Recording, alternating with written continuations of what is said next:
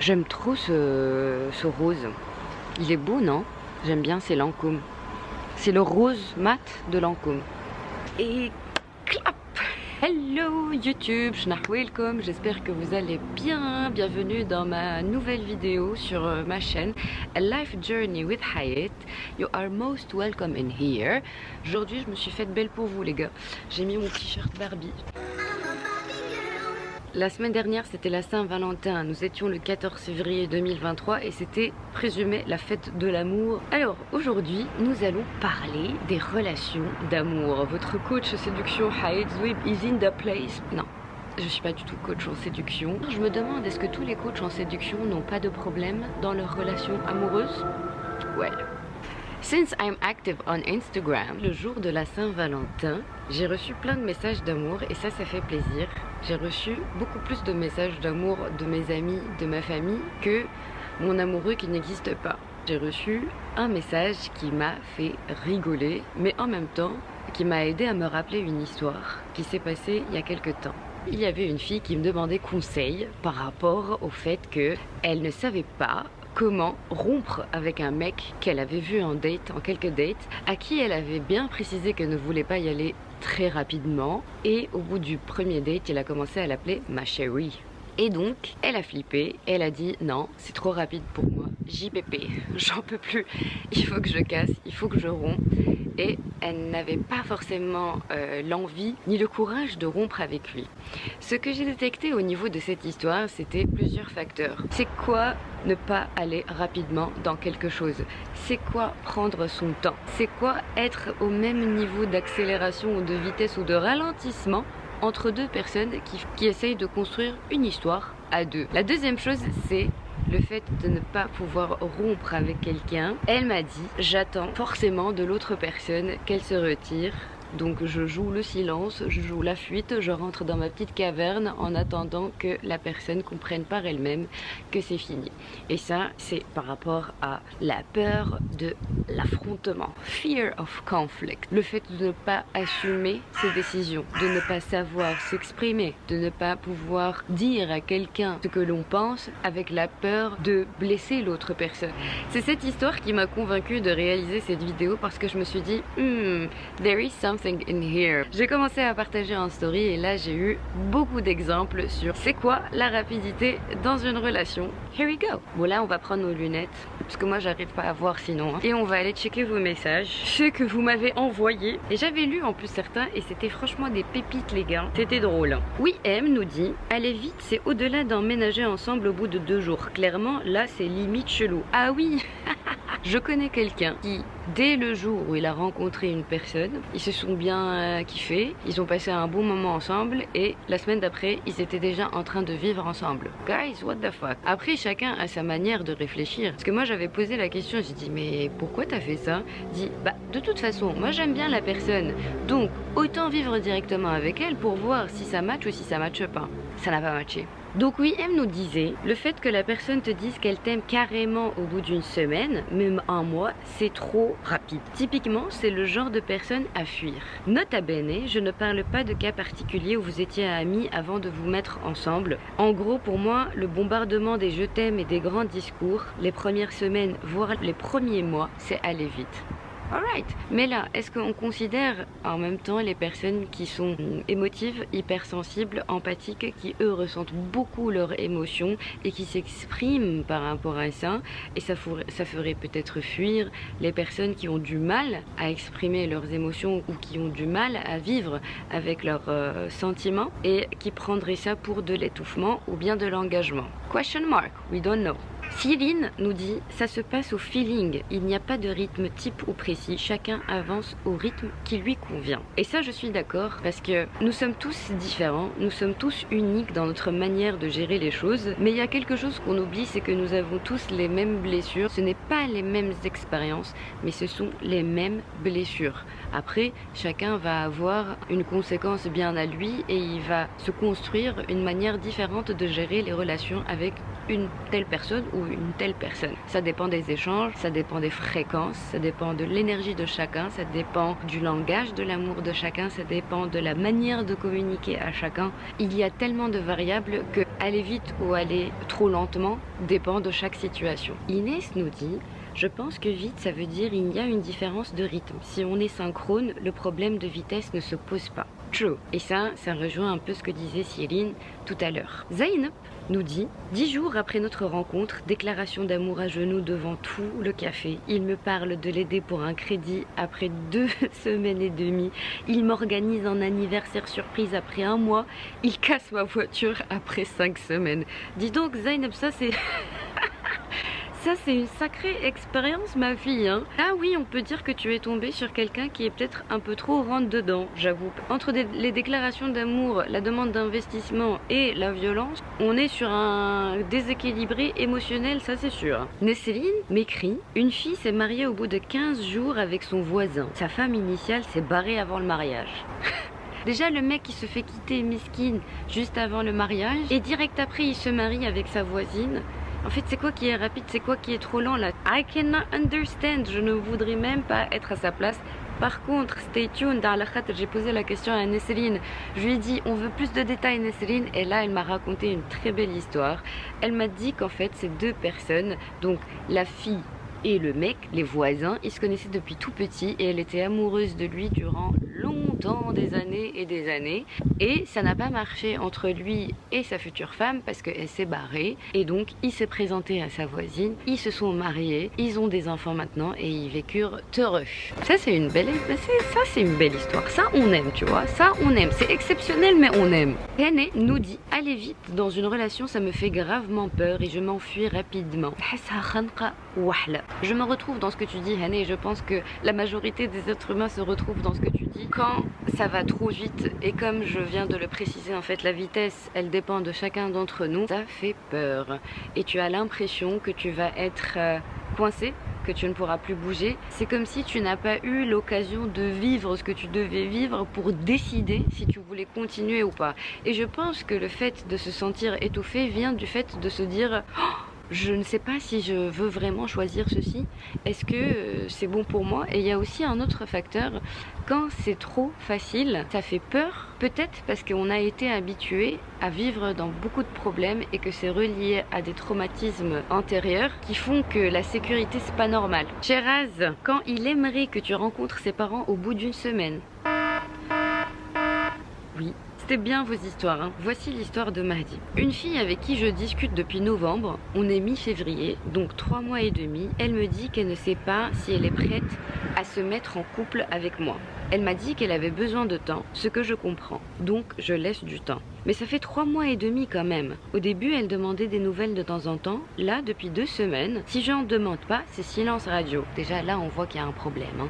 Elle me dit que le feeling est là, qu'elle est consciente de mes qualités et de mes valeurs, c'est mon point d'honneur, j'y attache une très grande importance. Quand on se parle, ça se passe trop bien, le courant passe, on peut rester 2 heures au téléphone sans problème. Je commence à m'attacher à elle, je pense à elle, je m'inquiète pour elle, je demande de ses nouvelles, mais ce n'est pas réciproque. Je lui ai dit ce que je pense, et depuis 1 semaine, j'ai cessé de jouer le rôle de celui qui prend toujours l'initiative d'envoyer des messages. Depuis, c'est le silence. Je suis perdue, même si au fond, je sens bien que je ne compte pas pour elle. Mais je sais pas si c'est vraiment une question de temps ou si elle n'a juste pas le courage de me le dire, même si elle m'a déjà clairement exprimé qu'elle ne ressentait rien pour s'engager dans une relation textuellement. En fait, moi quand j'ai lu le message, je me suis dit, mais Mahdi, il est en train de chercher des réponses à quoi? Tout est présent dans son message. Il avait juste peur de voir la réalité en face. Et pourquoi? Parce que, comme il le dit bien, il a commencé à s'attacher. Et quand on commence à s'attacher, on a l'impression que on ne peut plus revenir en arrière, que notre cœur est déjà engagé et on n'a pas vraiment envie de voir en face la réalité, que ce n'est peut-être pas partagé. Je lui ai dit, mais est-ce que vous vous êtes vu avec la fille? Il m'a dit, bien sûr. Je lui ai proposé qu'on se revoie, elle avait l'air partante. Et je lui ai demandé si elle proposait des fois de se voir, si elle envoyait le message en premier. Ça c'est important là-haut. Quand nous sommes dans une relation d'échange avec quelqu'un, c'est très important de savoir observer, prendre du recul. Est-ce que la personne avec qui je suis en train de parler est en train de subir tranquillement, ou est-ce qu'elle aussi elle est en train de prendre les devants? Est-ce que Elle m'envoie des messages en premier? Est-ce qu'elle demande à ce qu'on se revoie? Est-ce qu'elle pose des questions pour me connaître? Est-ce qu'elle est intéressée? Si ça vient uniquement dans un seul sens, laissez-vous du temps pour voir si ça vient aussi de l'autre sens. Et si ça ne l'est pas, communiquez entre vous avant de partir comme ça. Communiquez, essayez d'exprimer en fait votre avis, essayez de comprendre ce qui se passe avec l'autre personne, sinon fuyez. Ne restez pas, ça ne sert à rien, vous êtes en train de perdre votre temps, vous êtes en train de dépenser de l'énergie pour absolument rien, nada, du vent. Est-ce que c'est clair? Donc il m'a dit qu'elle lui parlait de relations amicales, soi-disant dans un premier temps. Je lui ai dit après, je pense qu'elle est peut-être sincère, mais parce que moi je connais pas la fille, j'ai une seule version de l'histoire. Mais si elle est sincère, mieux vaudrait en parler. Ils se sont parlé, effectivement c'est comme on s'attendait, malheureusement. Ce n'est qu'un engagement à sens unique. Au bout de 3 mois et demi, franchement je pense que tu peux avoir au moins une idée si tu veux continuer ou pas. Après Mahdi me pose la question parce que j'avais évoqué les types d'attachement, ça m'intéresse, je voudrais creuser et évidemment je vais vous parler des types d'attachement. Alors, énorme, gros disclaimer. Je ne suis pas psychologue, je ne suis pas psychiatre, je ne suis pas sociologue, je suis une personne lambda tellement passionnée de psychologie et de sociologie. Je suis également très curieuse, donc j'ai passé beaucoup de mes années à essayer de comprendre la psychologie humaine et surtout au niveau des relations humaines, les techniques de communication. Je suis une humaine qui a commencé à s'intéresser aux relations humaines et à la psychologie humaine à l'âge de 12 ans. Une fois, j'étais au marché avec ma mère et à la base, on devait faire les courses et j'avais le droit à acheter un jouet. Le marché, c'est le petit souk. Et donc, on était en train de faire le tour là sur les différents stands. Il y avait les jouets et il y avait un monsieur qui vendait des livres d'occasion. Entre les jouets qui étaient à ma gauche et les livres qui étaient à ma droite, naturellement, je me suis retournée vers les livres. Et j'avais vu qu'il avait un livre qui coûtait 2 dinars. À l'époque, 2 dinars, ça fait dinars tunisiens. Ça fait à peine 50 centimes d'euros maintenant, qui parlait des relations amoureuses. Et j'avais acheté ce livre et j'avais commencé à le lire parce que j'avais un souci à comprendre les relations humaines. Je n'arrivais pas à comprendre pourquoi les gens ils se disputaient, pourquoi ils se mettaient en couple alors qu'ils restaient ensemble, comment se passaient les histoires d'amour, ça veut dire quoi l'amour, ça veut dire quoi une communication. Bref, j'avais commencé en étant toute jeune. Et de là est née en moi la passion et la curiosité de comprendre cet être tellement complexe qui est l'être humain. Au fur et à mesure, j'ai commencé à développer ma passion et j'ai commencé à approfondir mes connaissances. Je me suis d'abord intéressée à la communication en management d'entreprise, en management d'équipe et en management de projet. J'en ai carrément fait mon métier. Et à côté, j'ai commencé aussi à m'intéresser à la psychologie humaine, freudienne et jungienne de Carl Gustav Jung, que j'adore, que j'affectionne de tout mon cœur. Il y a également aussi les différents tests de personnalité comme le MBTI, l'énéagramme. Oh là là, je ne vais pas commencer à évoquer tout ça, mais il y a tellement de choses à comprendre sur le comportement humain qu'à chaque fois j'ai l'impression de retomber dans des savoirs encore plus profonds. J'aime bien ça. Bref, donc je décide d'en parler et de le partager à voix éducative. Concernant les types d'attachement, j'ai pris connaissance de ce sujet quand un jour j'avais un petit problème de cœur. J'étais tellement triste, j'étais tellement déboussolée, j'étais en déprime totale parce que je ne comprenais pas pourquoi la personne est partie. Mon ego avait pris cher à ce moment-là. J'étais jeune, je ne savais pas ce que c'était la vie et j'avais aussi mes petits problèmes. Comme je vous ai dit, personne n'est parfait, on apprend tous. Et un jour, mon ami m'a dit « Mahayet, tu devrais peut-être t'intéresser au type d'attachement ». Pourquoi elle m'avait parlé de ça? Parce que je lui avais dit je n'arrive pas à comprendre pourquoi je gère très bien mes relations sociales, amicales, professionnelles, familiales, peu importe, mais quand ça parle de relations amoureuses, je ne suis plus la même personne. Je ne me comporte pas de la même manière comme je me comporte en société normale. Le type d'attachement, c'est la manière dont tu te comportes en relation. Moi, je vais vous planter une graine. Je vais vous parler du sujet en présentation et c'est à vous d'aller creuser derrière pour avoir des explications un peu plus profondes. Il existe 4 types d'attachement. L'attachement anxieux, l'attachement évitant, l'attachement ambivalent ou désorganisé et l'attachement secure. Ces attachements sont semblables à la manière dont nous avons été attachés à nos parents quand nous étions jeunes. Qu'est-ce que ça veut dire tout ça? L'attachement anxieux, c'est à partir du moment où quand tu te mets dans une relation avec quelqu'un où tu es tout le temps en train de te poser des questions. Est-ce qu'il m'aime? Pourquoi il ne me parle pas? Pourquoi il ne m'appelle pas? Est-ce qu'il est en train de penser à moi? Est-ce qu'il pense à quelqu'un d'autre? Est-ce que je vaux la peine d'être avec ces personnes? Est-ce qu'il n'irait pas regarder d'autres femmes? Est-ce qu'il est sincère quand il me parle? Il a demandé à prendre du temps et du recul pour lui. Est-ce que ça me concerne moi? Est-ce qu'il veut me quitter? Est-ce qu'il est toujours là? Est-ce qu'il est toujours intéressé? Ah là là là là. C'est anxieux. C'est lié à un manque ou une absence d'estime de soi énorme, de telle manière à ce que tu ne saches plus être normal. L'attachement anxieux peut être lié aussi à une dépendance affective. Ça veut dire que tu ne peux pas te procurer toi-même l'amour et l'affection nécessaires pour que tu sois un humain complet et tu projettes ça, ce manque envers l'autre personne.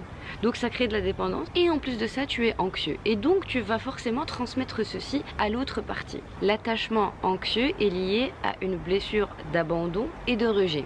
L'abandon est plus élevé que le rejet. Le deuxième point, c'est l'attachement évitant. L'attachement évitant, c'est quand on a peur de l'engagement, quand on a une L'attachement évitant, c'est quand on a peur de l'engagement, quand on a l'impression qu'on ne mérite pas l'amour qui nous est donné, quand on a une forte blessure de rejet, mais le rejet est plus élevé que l'abandon. Quand nous avons un type d'attachement évitant, nous allons faire de telle manière à ne jamais s'engager dans une relation ou bien à fuir dès le moment où on a l'impression, et je souligne bien on a l'impression que la relation va être un peu plus solide, un peu plus engagée, un peu plus formelle, un peu plus sérieuse. C'est là où on va prendre nos clics et nos claques et on va se casser d'ici. On dit ah là là là là, c'est pas pour moi, je n'ai pas envie qu'on s'attache à moi, je ne mérite pas qu'on s'attache à moi, je ne mérite pas d'être attaché, j'ai l'impression que je vais être dans une cage, j'ai l'impression que je ne vais plus avoir de liberté, je n'ai pas reçu assez d'amour et d'affection quand j'étais jeune, pourquoi je le recevrai maintenant à mon âge adulte? Tout ça, ça se passe dans l'inconscient et dans le subconscient. Les gens qui sont évitants ne sont pas forcément conscients de leur comportement évitant qu'à partir du moment où ils se posent la question en fait. L'attachement évitant est signe d'un autre type de dépendance affective. C'est le fait de fuir l'engagement à soi, l'engagement à l'autre et aussi l'amour de soi. C'est la peur de souffrir qui est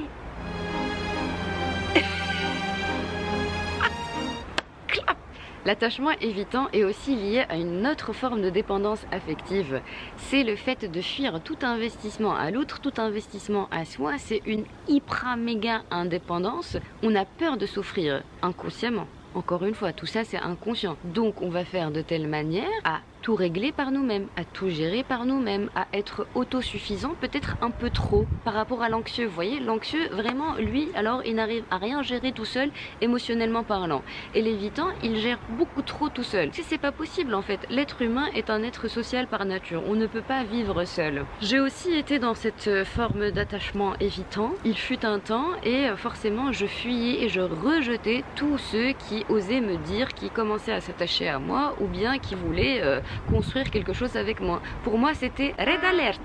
Je fuyais. C'est vraiment le bon terme. Il y a également le troisième type d'attachement qui est l'attachement ambivalent ou désorganisé et c'est l'un des attachements les plus difficiles parce que l'enfant, quand il était petit, il devait s'adapter soit à être dans l'anxiété, soit à être dans l'évitement, soit il était trop couvé par ses parents de telle manière à ce qu'il ne puisse pas se débrouiller tout seul, soit, en fonction de la situation, il était face à des parents qui étaient indisponibles émotionnellement, donc il se retrouvait seul et il devait apprendre à gérer par lui-même. Ça génère ensuite une forme d'attachement ambivalent qui consiste à être anxieux ou bien évitant en fonction de la situation et dans tous les cas, tu vas être seul. C'est une forme de rejet de l'autre. Soit tu vas être tellement anxieux que tu vas étouffer l'autre personne et la personne elle va partir, soit tu vas être tellement évitant que toi-même tu vas fuir la relation et tu vas partir. Donc dans tous les cas, tu vas être dans la... Ah là là, l'attachement ambivalent les gars, je vous dis, hein, c'est... Et enfin, la quatrième phase de tout ça, c'est l'attachement secure, là où tout va bien dans le meilleur des mondes. La personne a une bonne estime d'elle-même, elle a une bonne estime des autres, elle a une forme d'attachement qui est saine, une forme de communication qui est saine, elle ne se compare pas, c'est-à-dire qu'à partir du moment où l'autre partie va demander un peu de temps pour soi, cette personne va dire « Ok !» L'autre partie a besoin de temps pour soi. Alors que l'anxieux, il va se dire « Oh là là, c'est forcément relié à moi ». L'évitant va dire « Ok, la personne, elle va partir, alors c'est moi qui vais partir en premier ». Vous voyez ? C'est en fait le type d'attachement le plus stable possible et on aimerait tous aller vers là-bas, les gars.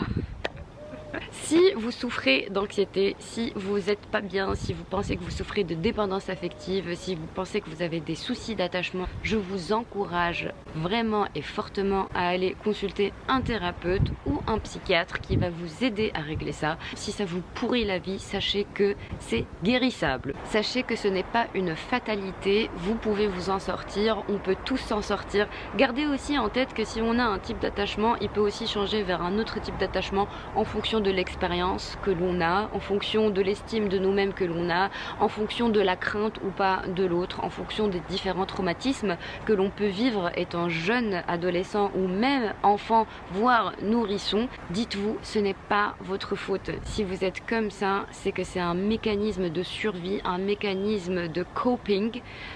Attends, je sais plus comment c'est.